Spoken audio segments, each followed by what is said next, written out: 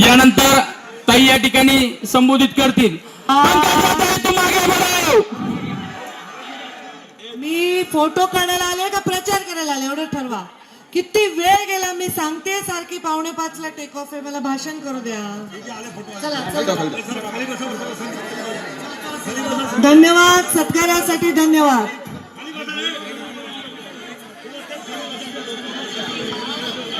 जिजा आता माझ्या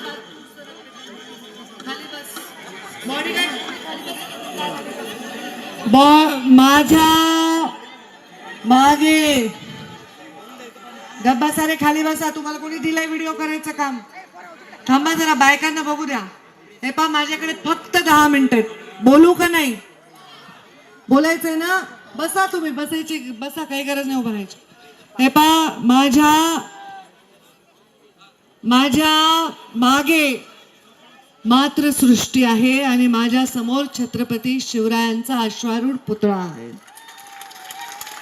मातृसृष्टीमध्ये माझं स्वतःचं श्रद्धास्थान, ज्यांच्या चरणाचं दर्शन घेऊन ज्यांचं चरणाचं दर्शन घेऊन मी पुन्हा संघर्ष यात्रेची सुरुवात केली होती आणि त्यांच्या जवळच गोजीरवाणी शिवरायांची मूर्ती आहे. लहान शिवरायांची.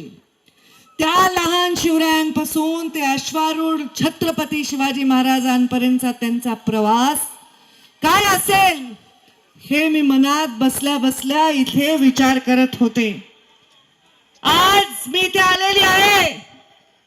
ते महायुतीचे उमेदवार ज्यांचं चिन्ह धनुष्यबाण आहे असे शशिकांतजी खेडेकर यांच्या प्रचारार्थ आलेले आहे. शशिकांतजी खेडेकर माझे सहकारी राहिले 2014 ते 2019 आणि मी मंत्री असताना या मतदारसंघाच्या विकासासाठी त्यांनी अत्यंत कष्टाने वेळोवेळी पाठपुरावा करून काम करून घेतलेले आहेत.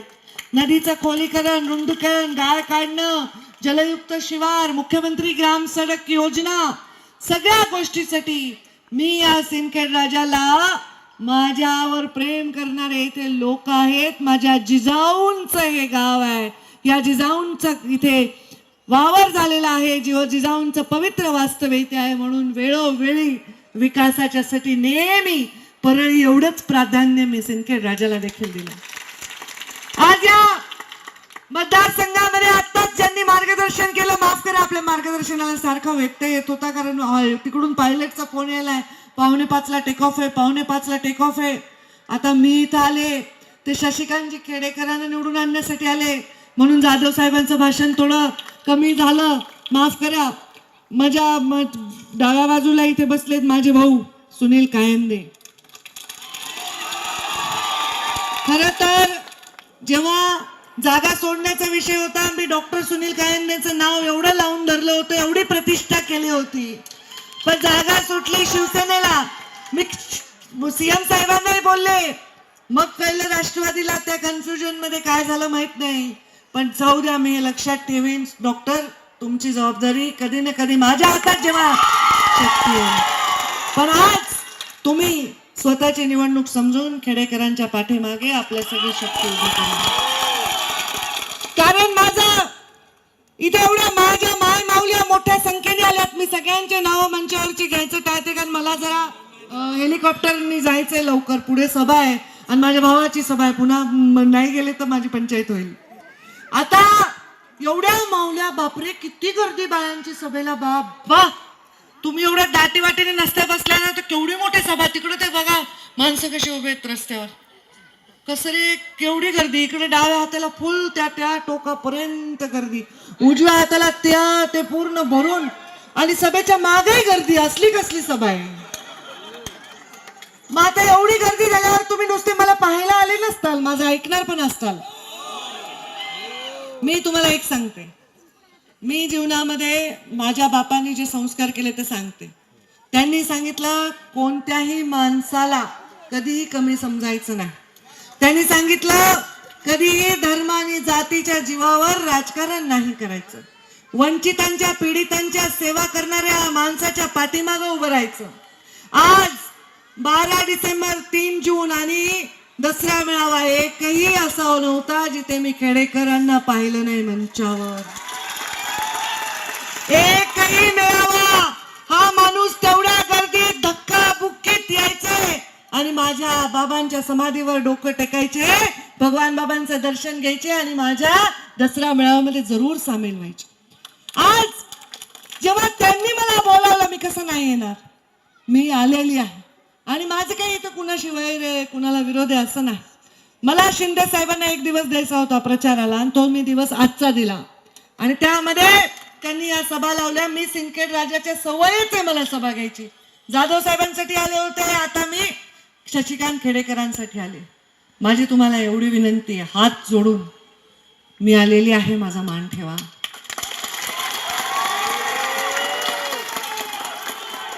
माझा मान ठेवा. मागच्या वेळी मी नव्हते आले, काय मिळालं आपल्याला? मागच्या वेळी आपण नाही मिळाले, पण यावेळी मी आलेली आहे. आणि अनेक उमेदवार उभे आहेत, असं नाही की तिहेरी रंगत आहे.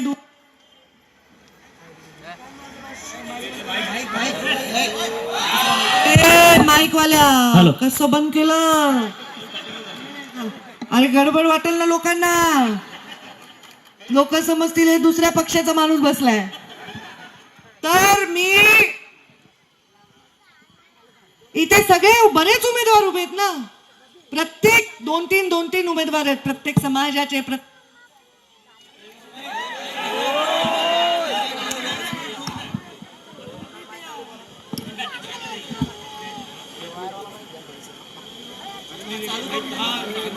काय रे बॅटरी घालवायला तुमच्या बाईकची? तुम्ही माझ्या बाईकची बॅटरी घालवली तरीही या लोकांची बॅटरी कधीच डिस्चार्ज होणार नाही. आणि माझे फोटो सगळ्यांनी लावावे. मी काही कुणाचा अवमान करत नाही, प्रत्येक जण माझे मुंडे साहेबांचे फोटो लावेन, पण हृदयातला फोटो बघा, हृदयातला. ज्यांच्या हृदयात मुंडे साहेबांचा फोटो आहे अशा माणसाच्या पाठीमागे आपण उभे राहा आणि खेडेकरांच्या पाठीमागे उभे राहा. या सभेचा मान ठेवून माझ्या माता भगिनींसाठी, माझ्या वडीलधाऱ्या मंडळींसाठी, शेतकऱ्यांसाठी, युवांसाठी काम करण्यासाठी मला महायुतीची सत्ता आणण्याची जबाबदारी आहे. अनेक ठिकाणी मी राष्ट्रवादीच्या सभा घेते, अनेक ठिकाणी शिवसेनेच्या घेते आणि बहुसंख्य भाजपच्या सभा मी घेत आहे. आणि अशा वेळी या सगळ्या सभांमध्ये जाऊन यश मिळावं, स्ट्राईक रेट वाढावा, जास्तीत जास्त लोक निवडून यावे, म्हणजे महायुतीचा मुख्यमंत्री व्हावा, महायुतीचं सरकार यावं, म्हणजे तुमचा विकास हक्काने मांडून मला करता येईल. मी लोकसभेला मागच्या वेळी आले होते जाधव साहेबांच्या प्रचाराला, तेव्हा मी स्वतः खासदारकीची निवडणूक लढत होते आणि आता मी आले तर आमदार झाले. काय जोकच चाललाय? खासदारकीची निवडणूक लढत होते, आता आमदार झाले. कारण तुमची इच्छाच नव्हती ताईंनी दिल्लीला जाऊ. तुम्हाला वाटलं ताईंनी दिल्लीला जाऊ नये, ताई लांब जातील आमच्यापासून, ताई इथंच राहाव्या महाराष्ट्रात. बरोबर आहे ना जाधव साहेब? त्यामुळे मी इथेच राहिले तुमच्यासाठी. राज्यसभा घे पंकजा असं मला जेव्हा म्हणण्यात आलं तेव्हा मी म्हणलं पक्षाला हात जोडून मला राज्यसभा नको.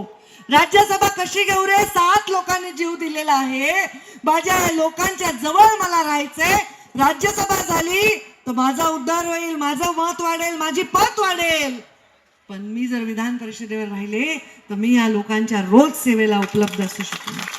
त्यामुळे मी आता राज्याचे आमदार आहे, नुसती आमदार नाहीये की परळीची आहे कुठली, मी राज्याचे आमदार आहे. मग मी तुमच्याकडे पण आमदार म्हणून येऊ शकते, काम करू शकते, इथे विकास करू शकते, हक्काने तुम्ही मला सांगू शकता, कारण मी राज्याचे आमदार आहे.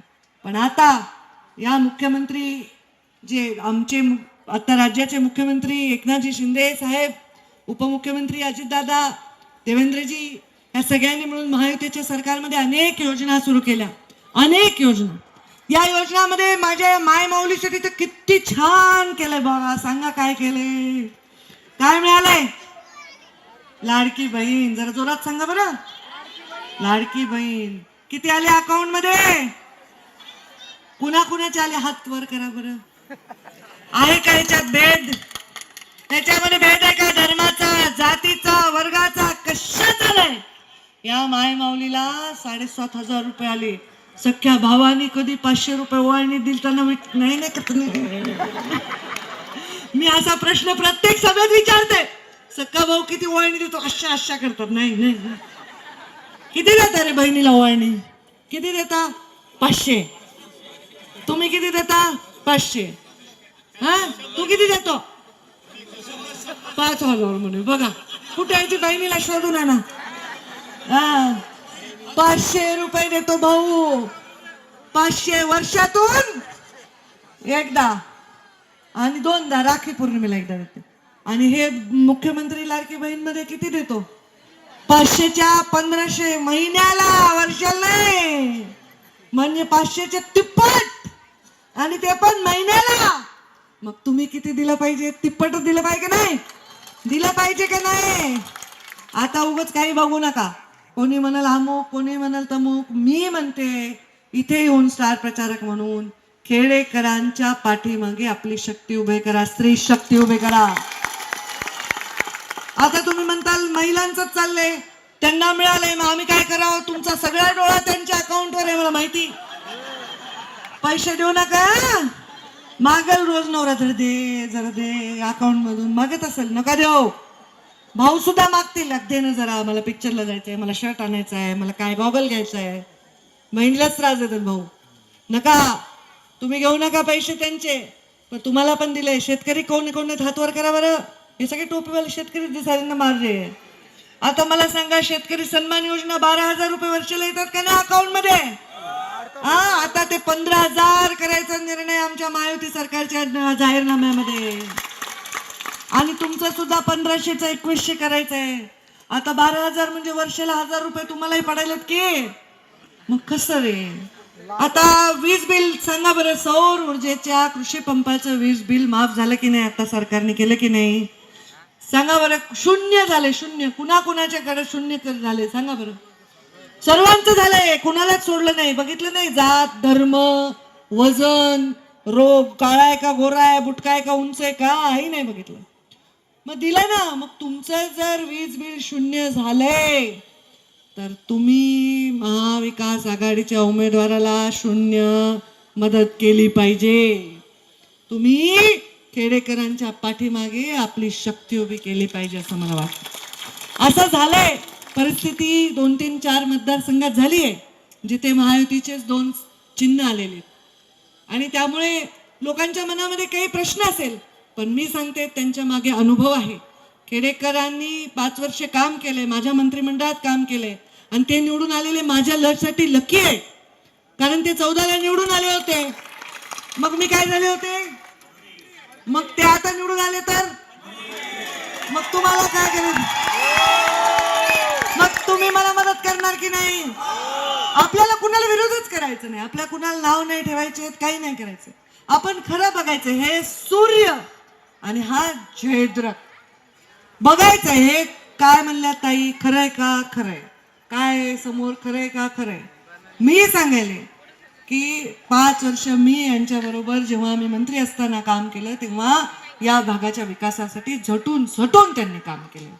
तुम्ही सगळेजण कुठल्याही अफवांना बळी न पडता, कुठल्याही दबावाला बळी पडू नका, काही दबाव विभाग करू नका.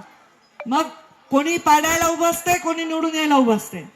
मी निवडून येणाऱ्याच्याच प्रचाराला येते. मी तुम्हाला विनंती करते आणि क्षमा मागते त्यांची सुद्धा, अजितदादांची.